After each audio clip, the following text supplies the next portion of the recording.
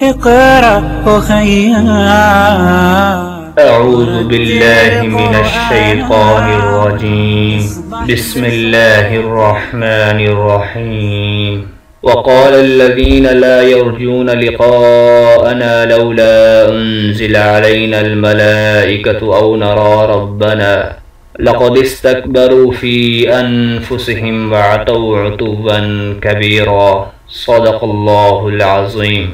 سورۃ الفرقان مکی ہے، اس میں 77 آیات اور 6 رکوع ہیں۔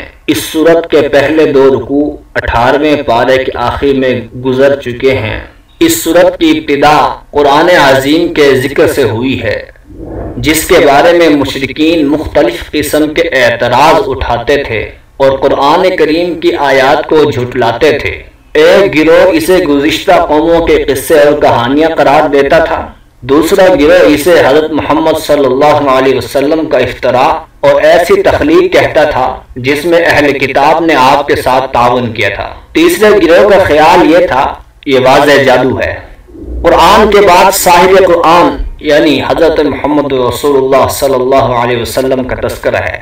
ضدی اور معاند لوگ آپ کی تکذیب کرتے تھے، ان کا خیال تھا کہ رسول بشر نہیں بلکہ فرشتہ ہوتا ہے، اور اگر بالفرض انسانوں میں سے کسی کو نبوت اور رسالت ملے بھی تو وہ دنیاوی اعتبار سے خوشحال اور سر بر آوردہ لوگوں کو ملتی ہے، کسی غریب اور یتیم کو ہرگز نہیں مل سکتی۔ اللہ رب العزت نے مشرکین کے ان تمام اعتراضات کی تردید کی ہے اور ان کا جواب دیا ہے۔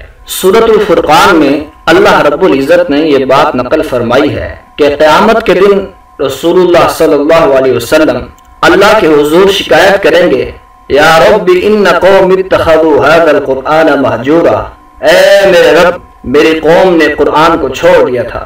علامہ ابن قیم رحمہ اللہ فرماتے ہیں قرآن کو چھوڑنے کی کئی صورتیں ہیں۔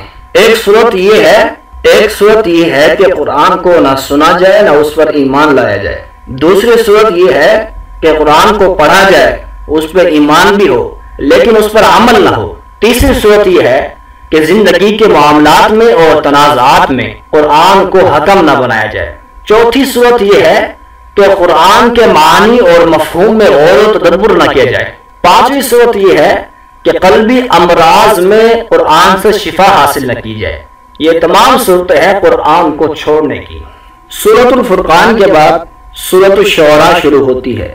یہ مکی صورت ہے، اس میں 227 آیات اور 11 رکوع ہیں۔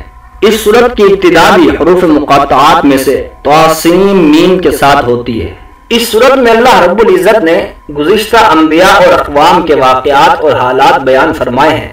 حضرت ابراہیم علیہ السلام کے والد آزر اور قوم بتوں کی عبادت کرتی تھی۔ حضرت ابراہیم علیہ السلام نے ان کو بڑی حکمت کے ساتھ ایمان و توحید کی دعوت دی اور کہا، اور اس پر 5 دلائل اور اللہ تعالیٰ کی 5 صفات بیان کی۔ نمبر 1 وہ میرا خالق و ہادی ہے، نمبر 2 وہ میرا رازق ہے، نمبر 3 وہ بیماریوں سے شفا دیتا ہے، نمبر 4 وہی موت دے گا وہی زندہ کرے گا، نمبر 5 وہ دنیا اور آخرت میں تمام گناہوں کو معاف کرنے والا ہے۔ اللہ تعالیٰ کی ان 5 صفات ذکر کرنے کے بعد حضرت ابراہیم علیہ السلام نے اللہ تعالیٰ سے دعائیں کی ہیں، اے اللہ مجھے فہم اور علم عطا فرما، اے اللہ لوگوں میں میرا اچھا ذکر جاری فرما، اے اللہ مجھے جنت میں جگہ عطا فرما۔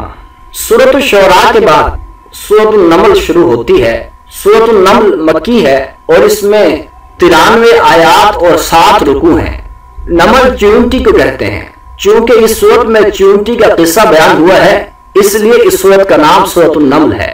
اس سورت میں اللہ رب العزت نے حضرت موسیٰ، حضرت صالح اور حضرت لوط علیہ السلام کا قصہ اجمالی طور پر اور حضرت داؤد اور ان کے بیٹے سلیمان کا قصہ کچھ تفصیل سے بیان کیا ہے۔ حضرت سلیمان علیہ السلام کے لیے اللہ نے انسانوں، جنوں اور پرندوں کو مسخر کر دیا تھا اور وہ پرندوں کی زبان بھی جانتے تھے۔ ان کے جو حالات اللہ نے ذکر فرمائے ہیں ان کی چند جھلکیاں یہ ہیں۔ ایک مرتبہ حضرت سلیمان علیہ السلام کا گزر اپنے لشکر کے ساتھ چیونٹیوں کی وادی کے پاس سے ہوا تو انہوں نے سنا کہ ایک چیونٹی دوسری چیونٹی سے کہہ رہی تھی کہ جلدی سے اپنی بلوں میں داخل ہو جاؤ کہیں حضرت سلیمان علیہ السلام اور ان کا لشکر بے خبری میں تمہیں روند نہ ڈالے۔ آپ نے چونٹی کا کلام سن لیا، آپ مسکرائے اور اللہ کا شکر ادا کیا کہ اللہ نے مجھے بہت سے نعمتیں عطا کی ہیں، جن میں سے ایک بہت بڑی نعمت یہ بھی ہے کہ پرندوں اور حیوانوں کی بولی سمجھنا میرے لیے آسان کر دیا ہے۔ حضرت سلیمان علیہ السلام کے دربار میں مستقل حاضر باش پرندوں میں سے ایک پرندہ ہدہد بھی تھا۔ اس نے ایک دن آپ کو ملکہ سبا اور اس کی قوم کے بارے میں اطلاع دی کہ وہ سورج کی عبادت کرتے ہیں۔ آپ نے خط بھیج کر ملکہ سبا کو اپنے دربار میں حاضر ہونے کے لیے کہا۔